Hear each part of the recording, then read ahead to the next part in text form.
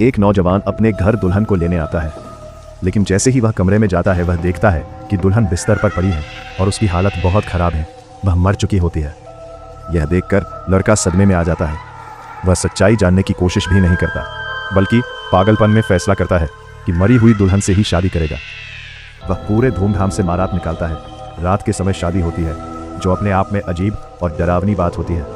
रास्ते में एक बुजुर्ग 7वें चाचा यह देखकर समझ जाते हैं कि दुल्हन की आत्मा बहुत गुस्से में है।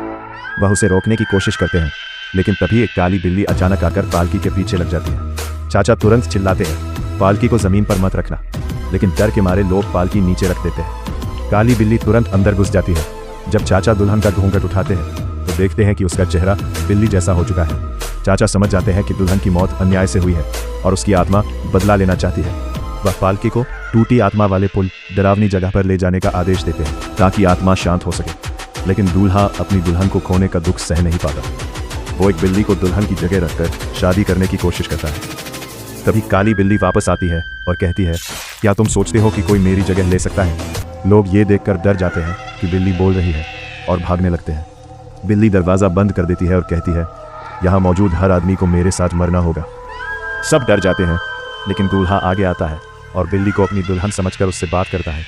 वो कहता है, हम जिंदगी में साथ नहीं रह पाए, लेकिन मरने के बाद तो साथ रह सकते हैं, मुझे माफ़ कर दो। ये सुनकर बिल्ली का गुस्सा थोड़ा शांत हो जाता है। तभी एक आदमी चिल्लाता है, भूत, और बिल्ली उसे मार देती है। तभी वही चाचा तलवार लेकर आते हैं और बिल्ली को रोकने की कोशिश करते हैं, लेकिन पुलिस आ जाती है और गोली चला देती है, जिससे बिल्ली और ज़्यादा गुस्से में आ जाती है। वो कहती है, मेरे पास 9 जाने हैं, तुम मुझे मार नहीं सकते, और वहाँ से गायब हो जाती है। 50 साल बाद वह दूल्हा अब बूढ़ा हो चुका है और अपनी मौत से पहले अपनी पोती से कहता है, मेरी आखिरी इच्छा है कि मुझे मेरी पहली पत्नी के साथ दफनाया जाए, लेकिन याद रखना, शव को ज़मीन पर मत रखना और जुलूस में कोई भी बाघ, टाइगर राशि का नहीं होना चाहिए।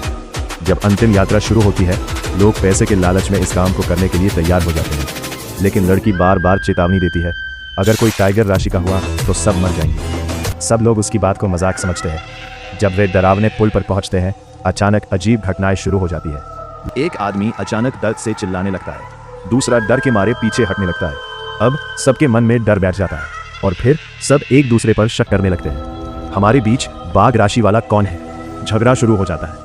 हर कोई खुद को बचाने के लिए दूसरों पर शक करने लगता है। लड़की गुस्से में चिल्लाती है, तुम लोगों के लालच ने मेरे दादा की आत्मा को नाराज कर दिया है। अब हालात बेकाबू हो जाते हैं।